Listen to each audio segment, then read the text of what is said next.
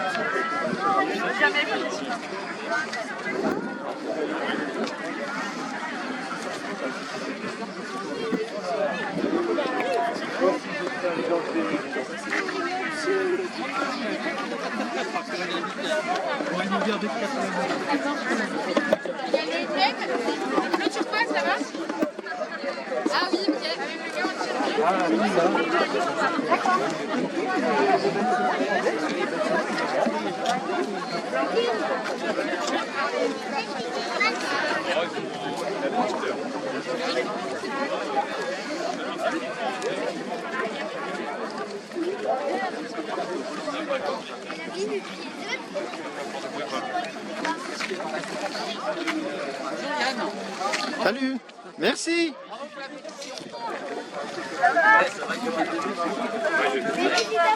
Un message pour Monsieur Joncourt, il n'est pas venu, mais je sais que tu peux te requête l'autre jour pour venir chez toi. Si Monsieur Joncourt peut voir ce message.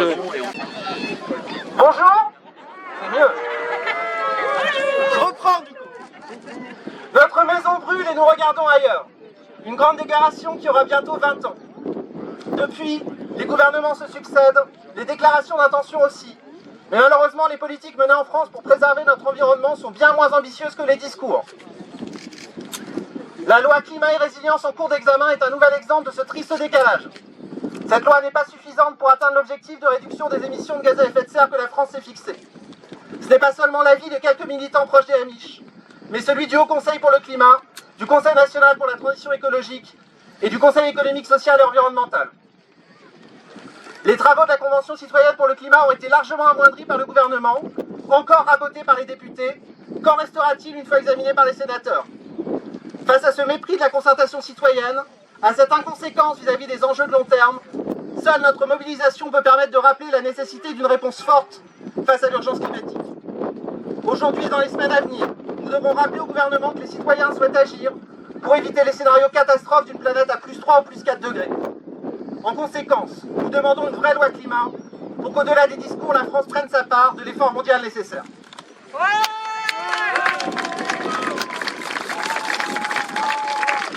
Devant l'absence de réponse au niveau national, nous appelons les collectivités locales à s'emparer pleinement de la question de l'urgence climatique. C'est pourquoi nous avons choisi ce site des Plaines Villes, qui pose de nombreuses questions environnementales et réunit des projets appartenant à l'Ancien Monde. Projet de l'Ancien Monde, cette implantation d'un autre Lidl en bordure de la future rocade. Les constructions de nouveaux magasins, de grandes enseignes, en périphérie se multiplient ces derniers mois dans l'agglomération. Ici, à Langueux, à Plaintel, ce n'est pas avec ce modèle que nous allons pouvoir développer le commerce de proximité, les circuits courts ou la transition agricole, revoir nos modes de consommation.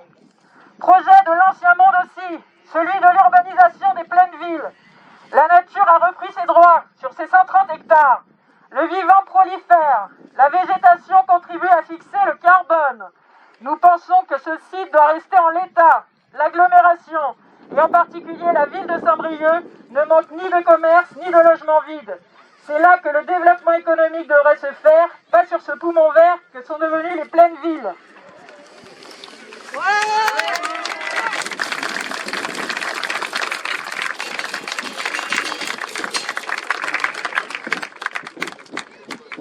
Cette rocade sur laquelle nous nous tenons est un projet de l'ancien monde.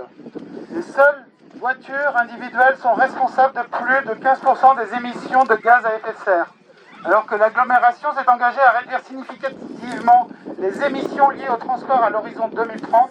Nous ne comprenons pas cette volonté d'engloutir encore des dizaines de millions d'euros d'argent public dans une rocade qui aura pour effet de faciliter, donc d'encourager le recours à la voiture individuelle. Mais tenez encore, construire à grands frais d'autres ponts qui défigureront la vallée, voir surgir d'autres zones commerciales. Nous proposons à l'agglomération et au département d'investir dans les mobilités actives, sur le prix et les transports publics, dans les lignes ferroviaires et le covoiturage.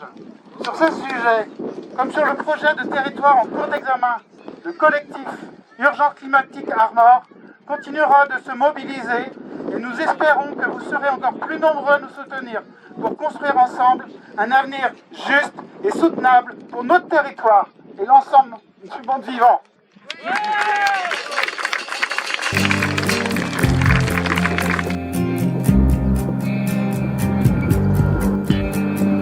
Finiront-ils par débouler avec leur bulldozer? Finiront-ils par décimer ce bois qui m'est cher? Finiront-ils par me chasser, m'éloigner de mes terres? Finiront-ils par bitumer ce petit coin de paradis sur terre?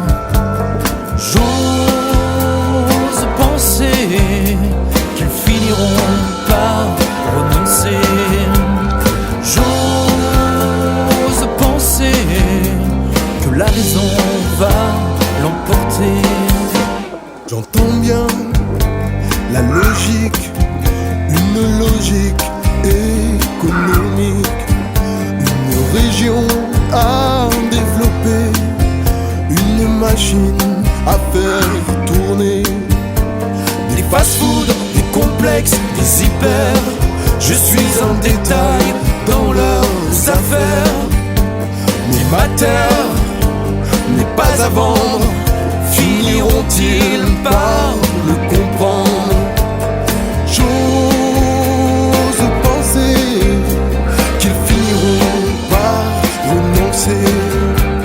J'ose penser que la raison va l'emporter. Qu'ils aillent au diable s'ils touchent à mon bétail, qu'ils aillent en enfer s'ils bitument ma terre, qu'ils aillent au diable s'ils touchent à mon bétail, qu'ils aillent en enfer s'ils détruisent ma ferme.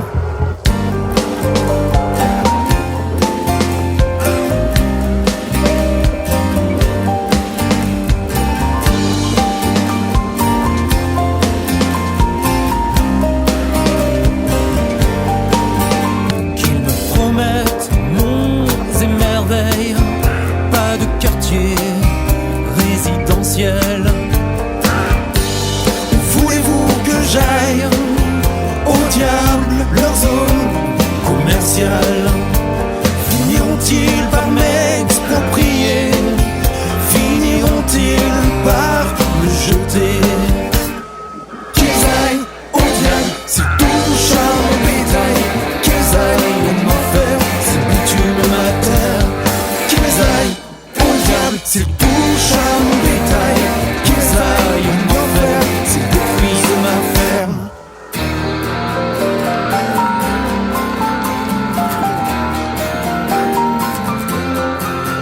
Et si demain sur nos terres, des cathédrales de verre, du bitume, du béton, on aura l'air un peu con, on ira ailleurs, oui, semer ailleurs, loin d'ici. Et tant pis pour ceux qui vivent ailleurs, pour ceux qui vivent ailleurs, on va a l'argent pour le faire.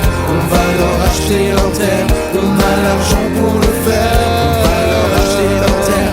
On a l'argent pour le faire. On va leur acheter leur terre. On a l'argent pour le faire. On va leur acheter leur terre. On a l'argent pour le faire. On va leur acheter leur terre.